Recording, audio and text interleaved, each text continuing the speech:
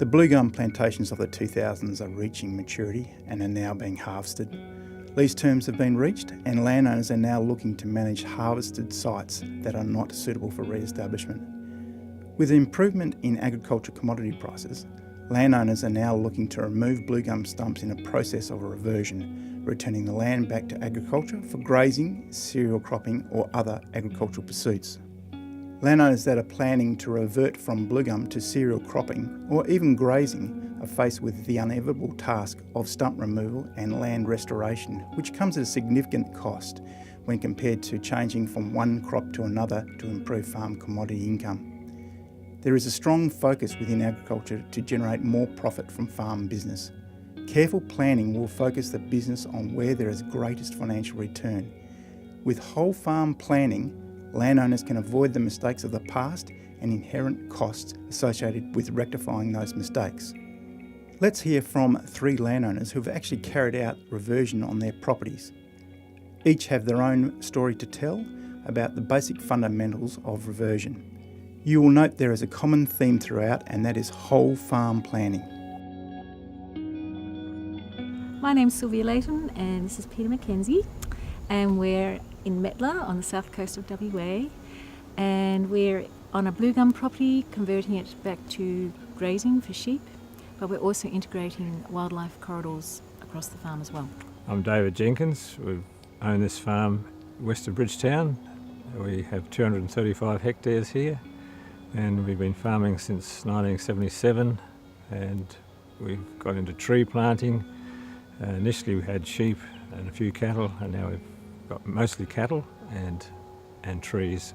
I'm Anthony Wise. I work for P.F. Olsen as a senior forester, and my primary function is to do reversion work.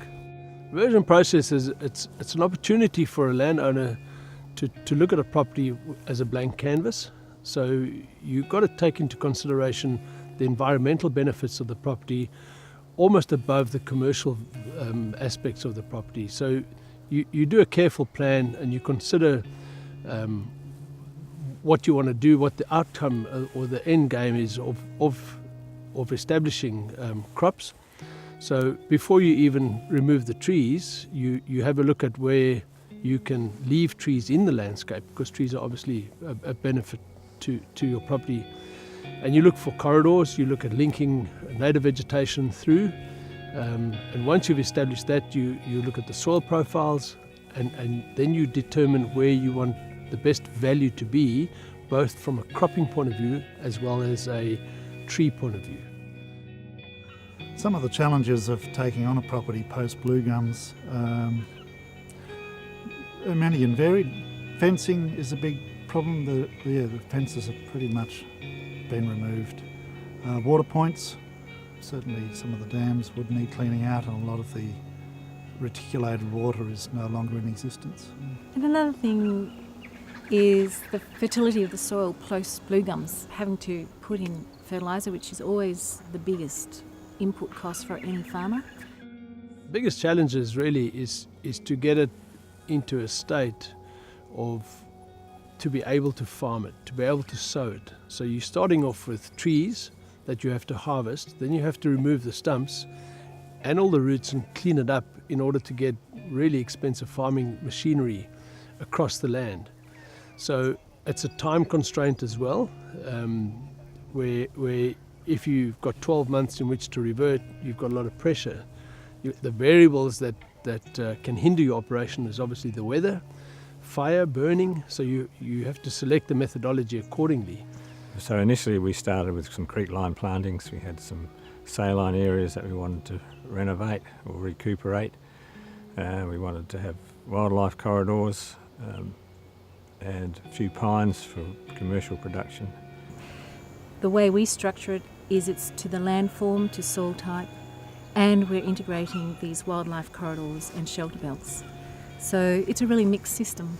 The reversion planning, the benefits by doing the reversion planning is you're identifying those areas of your farm which will give you the highest return from a crop point of view as well as an environmental return. So it could be saline mitigation, it could be protecting important native vegetation, from an environmental benefit, and creating buffers along stream zones and other areas of your property. Well, I guess I'm a bit of a forester. I've always liked trees, and I considered that, you know, even one rotation of blue gums on the land is probably beneficial to the land, even more than perhaps the 10 years of sustained agriculture, if you like.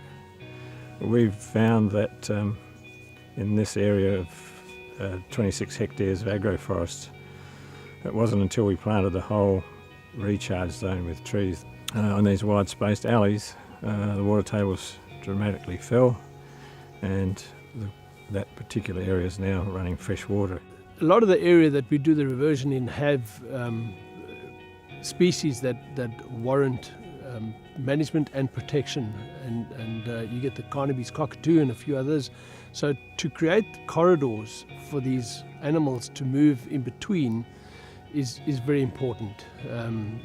As landowners or land managers, we have a responsibility to ensure their survival and their growth as healthy populations, and in order to do that, you try and create these corridors that follow natural either watercourses, remnant vegetation, and you try and tie it all together. Our philosophy is to leave the land in better condition than when we took it on, in all aspects. So obviously the economic aspect of the farm with the pasture and the fencing, all those sorts of things, but also to incorporate wildlife corridors, just to make it a pretty amazing place.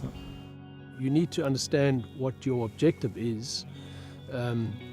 Do the plan, the reversion plan, to identify the areas that you want to put into crop and the areas that you are going to leave as environmental buffers or benefits, and then decide on how you want to tackle the project.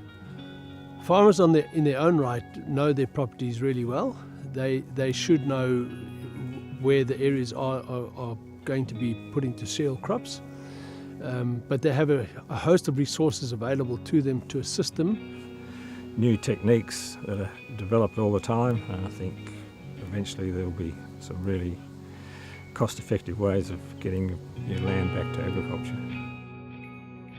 In summary, it's clear that a farm plan is a logical step in any reversion project.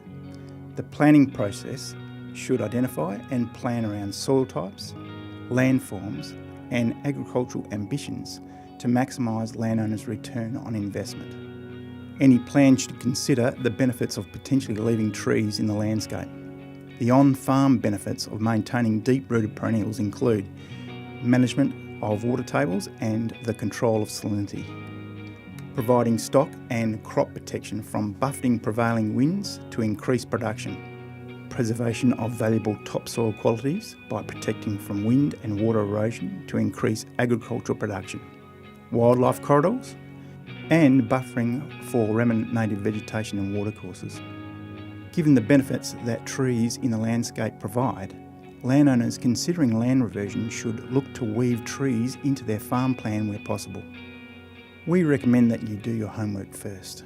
Talk to farm planners, your neighbours, or other farmers that have gone through the same process. Learn as much as you can before you make a financial commitment.